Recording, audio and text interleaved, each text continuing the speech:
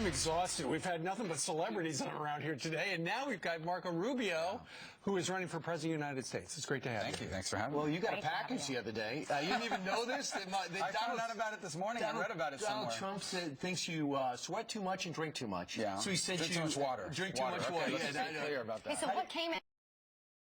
They said it was, I didn't see it. So it's water. I heard it's very high quality water. Apparently Evian are a bunch of losers. This is really good water. So, and then he's got a towel. How do you feel about that? And he also talks about how young you are. Yeah. Well, I don't know. I mean, it is what it is. It's about the water. Yeah, I drink water. So what? I mean, and I only sweat when it's hot. And that stage is really hot. It's fall. It's fall, so it'll start working around. All right, let's talk a little bit about politics. Hillary Clinton has just released her gun plan. If she's elected President of the United States, she would probably use executive action to close the gun show loophole. To many, it looks like she's just politicizing a tragedy. Well, it is, and that's what happens every time there's one of these tragic shootings. And the truth is, none of these laws they're talking about would have prevented any of these. I repeat what I always say to people, gun laws are only followed by law-abiding people. Criminals don't follow the law. That's why they're criminals.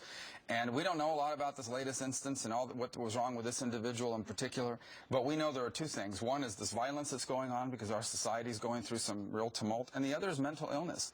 Again, these laws would not have prevented some of the recent shootings. These are not assault rifles. These are handguns.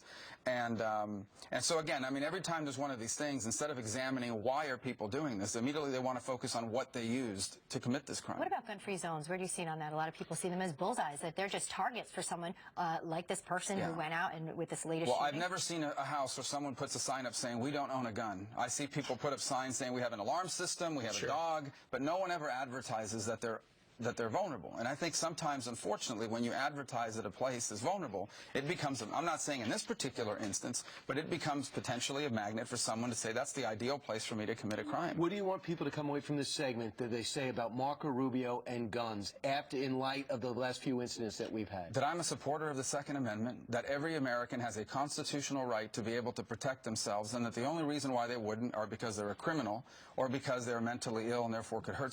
But Americans have a Second Amendment right to be able to protect their families. And if you pass a law that makes it hard to do that, law-abiding people will not have guns, but criminals still will. All right. At the second Republican debate, you accurately predicted weeks before it actually happened that Russia's Putin was going to bomb the people we are allied with in Syria. What is his end game there? Well, a couple end games. One, he's trying to distract from Ukraine and get the world not to focus on what's happening there, in particular with the end of the ceasefire and all these things. And it also makes him popular in Russia to show that he's a global leader. But the bigger issue, and you're seeing it happen already, he will specifically continue to target non-ISIS rebels, especially the ones America has backed. And the point is, once he can destroy all the non-ISIS rebels, then the argument to the world will be, look, the only people left in Syria is either ISIS or Assad, and you might as well be on Assad's side. And so he wants to eliminate any non-ISIS alternative to Assad. So you're going to see him continue to specifically target American-backed rebels. The president said on Friday in an extraordinary press conference when asked that Russia is attacking and doing these things out of weakness. Yeah, he's wrong. It's not out of weakness. He's doing it because he senses a vacuum. And he can position himself as a geopolitical equal to the United States, perhaps even a superior in the case of the Middle East. The argument he is making to the Middle East and the broader world is this president and America under this president is weak and unreliable. We are strong and consistent. But, Senator, I just have to say that there's a lot of people at home going, good, I don't want any part of the Middle East. I'm fed up. They're ungrateful for what we've sacrificed, and we have sacrificed an awful lot. And what do we get from it? Let them have it. What's your reaction? Including Donald Trump. Okay, and the problem with that view is that they're not going to ignore us, even if we ignore them. That instability in Syria has led to the rapid growth of this group called ISIS that people may have heard about. That group wants to attack us here at home. And they use these operating spaces that they've gained in that area to plan for attacks against us and to recruit Americans on social media to attack us. So just because we ignore them, they will not ignore us. They will eventually. In fact, they already are trying to. Wow, incredible. Well, from geopolitical positioning to parenting, we got a good look. John Roberts actually took to the traveling with you, and we got to see you as a father, as a coach with your kids at football, and your wife actually spilled the beans on how you proposed. Watch. I was a big fan of Sleepless in Seattle, the movie, and Marco, knowing that, decided, well, let me propose to her in the same way that she loves his favorite movie. So sure enough, we went to New York, and he took me up to the Empire State Building, and he proposed to me there. Oh man, you are. You're It romantic. was Valentine's Day, and it was cold. And I remember I gave her the ring, and then I asked her, "Can I just hold it till we get downstairs?" Because somehow it had stuck in my head. She might drop it over the side of the Empire State Building, and I couldn't afford a second ring. So. Absolutely. That's we like- also saw you coaching there. What role do you play? I mean, there's a difference when you coach, and I could sense the thing. You had no idea you were even on camera after a while. You were so into the game. Yeah.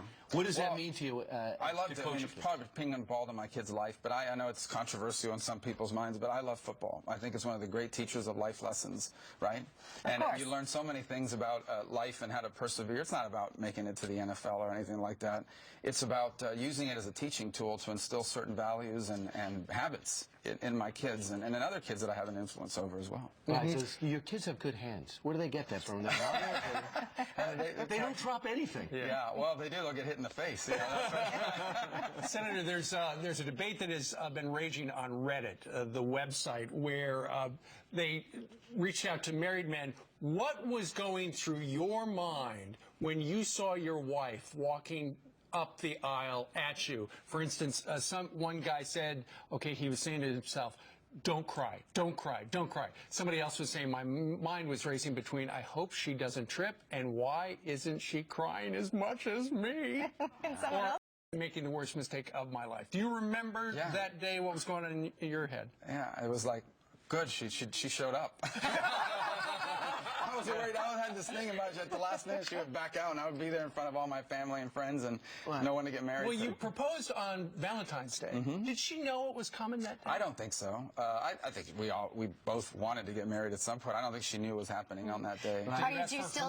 Do you still surprise her when it comes to Valentine's Day now or anniversaries? I try to. It reminds me our anniversary's coming up, so thanks for the reminder. When is that? October 17th. Oh, you better get on it, Senator. I know. Senator, there's no doubt about it. When you talk about surging candidates, your name pops up on the list. In terms of the established candidates, people who did politics for a living, you're the one. What do you think has changed over the last month? Well, I think the campaign is getting more serious. I mean, for whether it's what's happening now in Syria with Russia, some of the other issues we face domestically as a country, voters are starting to tune in to the real issues before America, and that's only going to accelerate now. And I think as the campaign becomes serious about ideas, about policy, about the future of America, I feel very strong about our standing in that regard. Donald Trump said yes last week that don't make a mistake about it.